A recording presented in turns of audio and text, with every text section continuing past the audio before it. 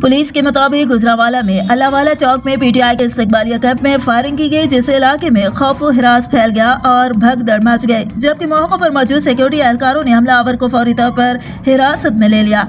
अल्लाहवाला चौक पर फायरिंग के बाद सिक्योरिटी एहलकार फौरी तौर पर इमरान खान के पास पहुंच गए और उन्हें अपने हिसार में लेकर बुलेट प्रूफ जैकेट उनके सामने कर दी। ताहम चेयरमैन पीटीआई गोली लगने से जख्मी हुए हैं। जराये का कहना है कि इमरान खान की बाएं टांग में गोली लगी है, जबकि पीटीआई रहनुमा फैसल जावेद भी जख्मी हुए हैं। इसके अलावा अहमद चड्ढा और चौधरी मोहम्मद यूसुफ भी जख्मी है। पीटीआई रहनुमा असद उमर ने न्यूज चैनल से गुफ्तगू करते हुए कहा कि फैसल जावेद को गोली लगी है और अहमद चड्ढा शदीद जख्मी हुए हैं। असद उमर ने कहा कि फायरिंग से मजमूई तौर पर 6 अफराद जख्मी हुए हैं।